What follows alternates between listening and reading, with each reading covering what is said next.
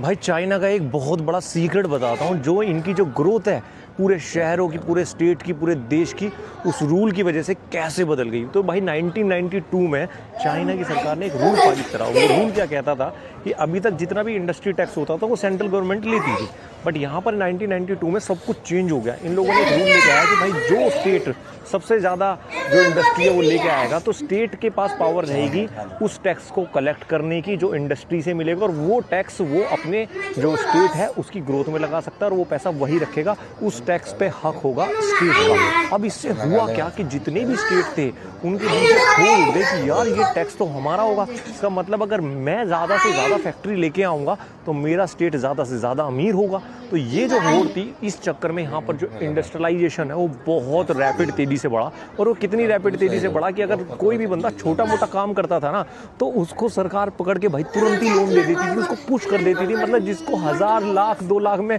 खुश था उसको बोलते थे भाई नहीं, जाके 10 लाख 20 लाख का धंधा बना, करोड़ों का धंधा बना, हम पैसे दे रहे हैं। क्योंकि उनको पता था जब ये बड़ा बनेगा तभी तो टैक्स पे करेगा।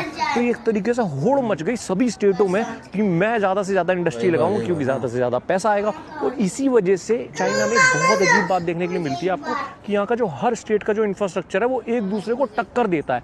आप कई देशों में जाओगे, वहाँ पर क्या होता है, जो कैपिटल होती है, एक दो स्टेट शहर होते हैं बड़े बड़े, वो ज़्यादा डेवलप होते हैं क्योंकि भाई जो सेंट्रल गवर्नमेंट होती है वो ये देखती है कि एक एक करके डेवलप करें। बट यहाँ पर तो सारे स्टेट आपस में कंपटीशन में थे, सब स्टेटों के पास अपना अपना पैसा आ रहा था इंडस्ट्री से, और वो एक तरीके से चाह रहे थे कि हम ज़्यादा से ज़्यादा इंडस्ट्रीज़ को खींचें। तो इसलिए यहाँ पर जो इंडस्ट्री की जो ग्रोथ है वो बहुत ज़्यादा तेज़ी से बढ़ी, क्योंकि जो सारा पैसा था वो स्टेट अपने जो टैक्स कलेक्ट कर रहे थे अपने स्टेट की प्रोग्रेस में लगाए जा रहे थे। और इसलिए जो यहाँ का इंफ्रा है सारे स्टेटों का वो बहुत तेज़ी से ग्रो हुआ।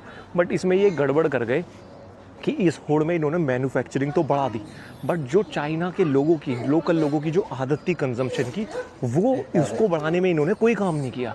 तो चाइना के लोग थे वो सिंपल ज़िंदगी जीते थे और इन्होंने उनको ना प्रमोट किया कि आप ज़्यादा बाय करो, बट ये मैन्युफैक्चरिंग बढ़ाते गए। तो यहाँ पर क्या हुआ, देखो सप्लाई डिमांड होती है कि सप्लाई तो बढ़ गई बट डिमांड नहीं बढ़ पाई, और इसी चक्कर में चाइना को दूसरे देशों की तरफ देखना पड़ा, अफ्रीका की तरफ, इंडिया की तरफ, अमेरिका की तरफ, यूरोप की तरफ, अलग अलग जगहों पे, कि ताकि वो अपना जो हाई प्रोडक्शन है, जो हाई सप्लाई है, उसको सप्लाई कर सकें जहाँ पर डिमांड है। अब काफ़ी ये चीज़ कर रहे हैं कि इंसेंटिव्स देते हैं। अगर आप शॉपिंग मॉल में जाते हो ना, तो आप जैसे 30 युआन की ले रहे हो तो पहली बार में 100 युआन का कूपन दे देंगे। तो ये धीरे धीरे कोशिश कर रहे हैं कि जो कंजप्शन है चाइना के लोगों का वो भी बढ़ाया जाए।